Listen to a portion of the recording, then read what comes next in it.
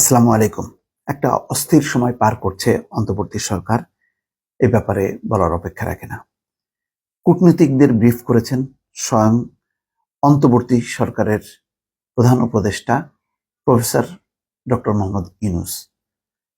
কেন করেছেন বলাই বাহুল্য যে নানা রকম উদ্বেগ উৎকণ্ঠা দেশে বিদেশে ছড়িয়ে পড়েছে যে অন্তর্বর্তী সরকার আসলে কি করছে, তারা কি টিকতে পারবে কি পারবে না, তারা কতদিন থাকবে।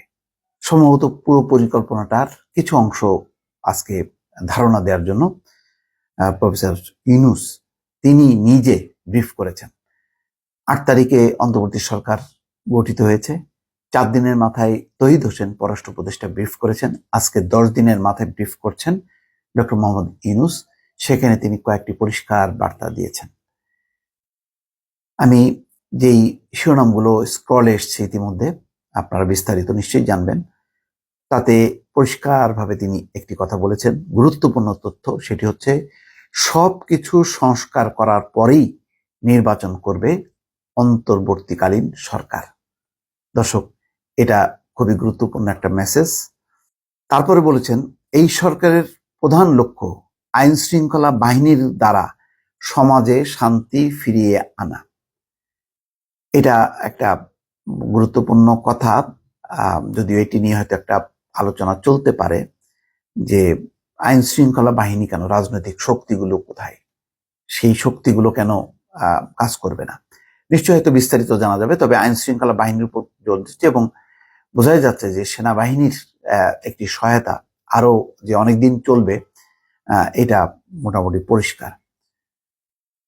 আরেকটি কথা বলেছেন, নির্বাচনে কারচুপি করেছে, ক্ষমতায় টিকে থাকতে শেখ হাসিনা সব প্রতিষ্ঠানকে ধ্বংস করেছে। খেয়াল করেন, এই প্রথম কিন্তু প্রফেসর ইউনূস বলছেন যে নির্বাচনে কারচুপি করেছে। এটাই তিনি আগে বলেছেন সরকার গঠনের আগে। সরকার গঠনের পরে কিন্তু তিনি সরাসরি কোনো কথা বললেন না। আজকে কিন্তু প্রথমবারের মতন বললেন ক্ষমতায় টিকে থাকতে শেখ হাসিনা সব প্রতিষ্ঠানকে ধ্বংস করেছে। নতুন বাংলাদেশ তৈরিতে সবাই পাশে থাকবে আশা ইউনূসের। দেশ দুর্নীতিতে ছেয়ে গেছে, ঠিক করতে সময় লাগবে। তাহলে কি বলছেন? সবকিছু ঠিক করে সংস্কার করে তারপরে নির্বাচন। আবার বলছেন দেশ দুর্নীতিতে ছেয়ে গেছে, ঠিক করতে সময় লাগবে। এই পুরো কথার মধ্যে বার্তা খুব পরিষ্কার। একটা পরিষ্কার বার্তা দিলেন যে শেখ হাসিনার আমলে যে পুরো সবগুলো প্রতিষ্ঠান ক্ষমতায় থাকার স্বার্থে আইন, বিচার, পুলিশ, নির্বাচন সবকিছু যে ধ্বংস করেছেন, সেটি প্রফেসর ইউনূস ক্ষমতায় আসার 10 দিনের মাথায় প্রকাশ্যে তার নামটি উচ্চারণ করে তিনি কথা বললেন।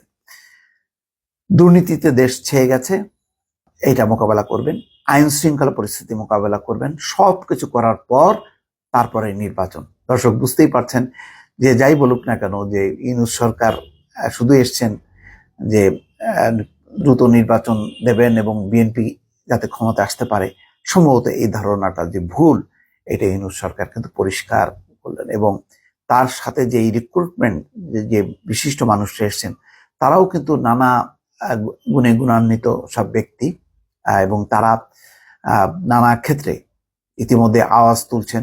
শিক্ষা ক্ষেত্রে কি সংস্কার হবে, অর্থনৈতিক ক্ষেত্রে কি সংস্কার হবে, এইসব যেই মন্ত্রণালয় যারা দায়িত্ব পেয়েছেন তারা কিন্তু আস্তে আস্তে তাদের পলিসিগুলো সামনে আনছে। ফলে বোঝাই যাচ্ছে যে একটি লম্বা সময় যদি দেশের স্বার্থে এটি হয়, এটা সবাই সুবিধাভোগী হবে এবং এটা মেনে নেওয়া হয়তো উচিত হবে।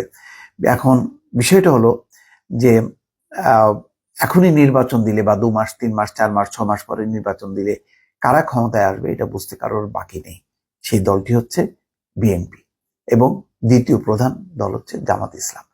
এই প্রথম এবং দ্বিতীয়, বিএনপি এবং জামাত, অন্তর্বর্তী সরকারের তাদের যে লক্ষ্য, তাদের যে উদ্দেশ্য, সেটা বাস্তবায়নে কতখানি তারা সাপোর্ট করবেন তার উপর নির্ভর করবে কিন্তু এই অন্তর্বর্তী সরকারের মেয়াদ, বা তারা কত টিকতে পারবেন কি পারবে না, এটা একদম পরিষ্কার।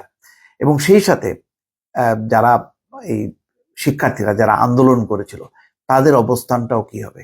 ফলে কয়েকটা কম্বিনেশন আছে, যেমন বিএনপি জামাতের সঙ্গে এই বৈষম্য বিরোধী ছাত্র আন্দোলনের কিন্তু একটা মত পার্থক্য আছে, একটা গুণগত একটা পার্থক্য পরিষ্কার, যে তারা ক্ষমতায় আসতে চায় আর তারা চায় একটা গুণগত সংস্কার, তারা চায় যে নতুন একটি রাজনৈতিক শক্তি ক্ষমতায় আসুক।